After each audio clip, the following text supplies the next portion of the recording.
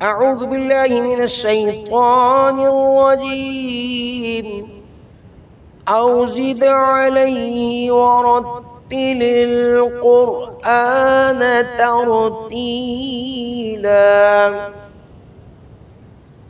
سورہ مزمل کی یہ 4 نمبر آیت تلاوت کی گئی ہے۔ اس آیت کے اندر اللہ تعالیٰ نے حکم دیا کہ قرآن کو ٹھہر ٹھہر کر پڑھیں، ترتیل کے ساتھ، یعنی ایک حرف کو دوسرے حرف سے الگ کر کے پڑھیں۔ جب ٹھہر ٹھہر کے پڑھیں گے تو پھر حروف جو ہیں وہ الگ الگ پڑھے جائیں گے۔ حرفوں کو صحیح کرنے کے لیے، حرفوں کو الگ الگ پڑھنے کے لیے تجوید کا قاعدہ جاننا بہت ضروری ہے، تجوید کے اصول جاننا بہت ضروری ہے۔ تو انشاءاللہ تجوید کے اصول ہم آپ کو پڑھائیں گے، قرات بھی بتلائیں گے کہ قرآن کو خوبصورت کر کے پڑھا جائے۔ اللہ کے رسول صلی اللہ علیہ وسلم نے فرمایا اقرأوا القرآن بلحون العرب، قرآن کو پڑھو اہل عرب کے لہجوں میں۔ پھر فرمایا حسنوا القرآن باصواتکم فإن الصوت الحسن یزید القرآن حسنا، اپنی آوازوں کے ساتھ قرآن کو مزین کرو، اس لیے کہ اچھی آواز قرآن کے حسن کو زیادہ کرتی ہے۔ قرآن کو خوبصورت آواز کے ساتھ پڑھا جائے اور اہل عرب کے لہجوں میں پڑھا جائے، خوبصورتی کے ساتھ آواز نکالی جائے۔ خوبصورت پڑھنے والے کو قرآن سے فائدہ ہوتا ہے، قرآن زیادہ پڑھنے کو جی چاہتا ہے، اور سننے والا بھی جو ہے وہ قرآن پڑھ کے خوش ہوتا ہے، قرآن سن کر خوش ہوتا ہے۔ پڑھنے والا اور سننے والا دونوں اللہ کی کتاب کا جب حق ادا کرتے ہیں تو دلوں کو سکون ملتا ہے، دل کے اندر تسکین پیدا ہوتی ہے۔ اللہ کی کتاب اثر کرتی ہے جب قرآن کو خوبصورت آواز سے پڑھا جائے۔ اس لیے حدیث مبارکہ میں اس کی وضاحت موجود ہے۔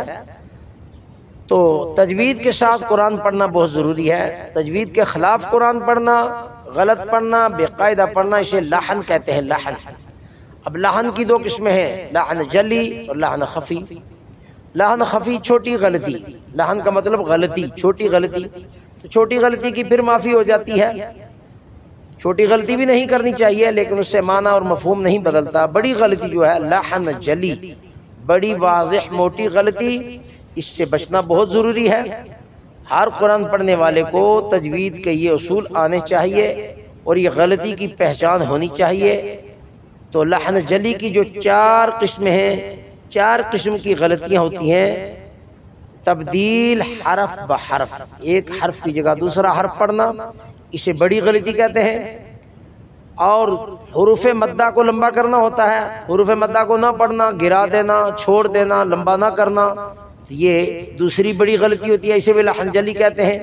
یعنی حرفوں کو اللہ تعالیٰ نے پورا مکمل کیا، اس نے جب حروف مدہ کو لمبا نہ کیا تو لمبا کرنے والے حروف چھوڑ دیے، تو حرفوں کو کم کر دیا۔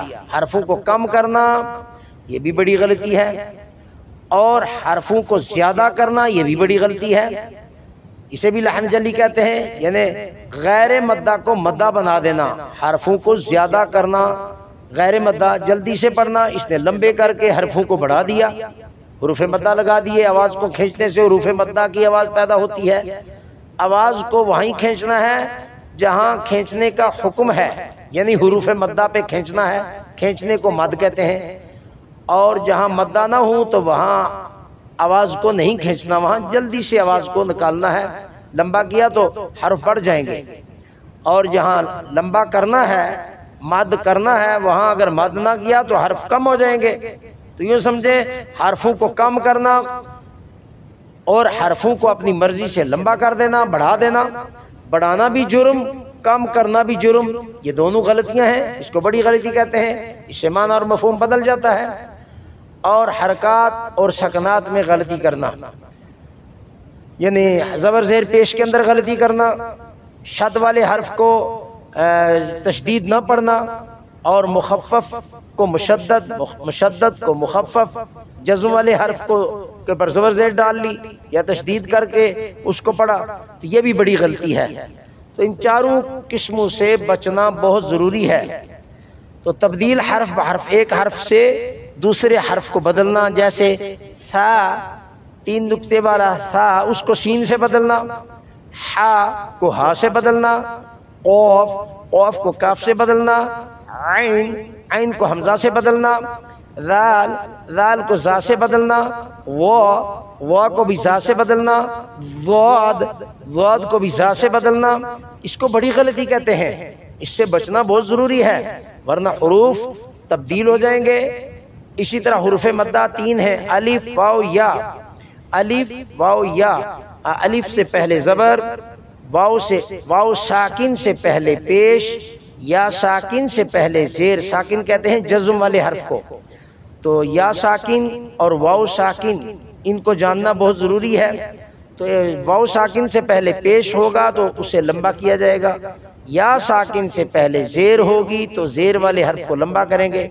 تو یہ حروف مدہ پچھلی جو حرکت ہوتی ہے اس میں چھپے ہوتے ہیں، اس حرکت کو، اس زبر کو لمبا کریں گے تو الف پڑھا جائے گا، اور اس پیش کو لمبا کریں گے تو واو پڑھی جائے گی، اور اس زیر کو لمبا کریں گے، جس زیر کے بعد یائے ساکن آ جائے تو اس زیر کو لمبا کرنے سے یائے ساکن پڑھی جائے گی۔ اگر لمبا نہ کیا تو آپ نے یا کو بھی چھوڑ دیا، پیش کے بعد واو ساکن آ گئی، اگر پیش کو لمبا نہ کیا پیش والے حرف کو تو واو ساکن آپ نے چھوڑ دی، اور اگر زبر سے پہلے زبر کے بعد الف آ گیا تو زبر والے حرف کو لمبا نہ کیا تو الف کو آپ نے چھوڑ دیا۔ تو حروف مدہ لمبا کرنے سے ادا ہوتے ہیں، اگر آپ نے لمبا نہ کیا تو حروف مدہ آپ نے چھوڑ دیے، حرفوں کو کم کیا، قرآن کم ہو گیا۔ اور غیر مدہ کو جلدی سے پڑھنا ہے، اگر جلدی والے حرفوں کو لمبا کر دیا، آواز کو کھینچ دیا تو کھینچنے سے حروف مدہ پیدا ہو گئے تو آپ نے قرآن کو بڑھا دیا۔ تو نہ قرآن کو بڑھانا ہے نہ قرآن کو کم کرنا ہے۔ یہ کیسے غلطی صحیح ہوگی؟ حروف مدہ کی پہچان کے بعد، تبدیل حرف بحرف کی پہچان جب ہو جائے گی کہ حرفوں کو تبدیل نہیں کرنا، اپنے مخرج سے نکالنا ہے تو مخارج یاد کرنے ہیں، تو انشاءاللہ اس طریقہ سے ہم آپ کو تجوید پڑھائیں گے، تجوید کے قاعدے بھی بتلائیں گے۔ قاعدہ جاننے کے بعد آپ انشاءاللہ قرآن کو پھر صحیح پڑھیں گے، پھر قرات کے ساتھ آواز کو خوبصورت کر کے پڑھیں گے تو اور زیادہ اس میں جو ہے اللہ تعالیٰ کی خوشنودی حاصل ہوگی۔ اللہ کی کتاب کا معاملہ ہے، احکم الحاکمین کا فرمان ہے، اس کو اچھے انداز سے پڑھا جائے، اچھے انداز سے پڑھایا جائے، دنیا والوں تک یہ آواز پہنچائی جائے۔ تو انشاءاللہ تجوید کے اصول ہم آپ کو مزید پڑھائیں گے، آیات سکھائیں گے، شرک اور طاغوت والی آیات اور دوسری آیات انشاءاللہ یاد کروائیں گے۔ یہ قاعدے جو ہیں یہ لاگو کریں گے تو انشاءاللہ آپ کو سمجھ آ جائے گی۔ ذرا توجہ سے سننا اور توجہ سے پھر اس کو یاد بھی کرنا۔ تو اللہ تعالیٰ سے دعا ہے اللہ تعالیٰ ہمیں صحیح قرآن پڑھنے اور پڑھانے کی توفیق عطا فرمائے۔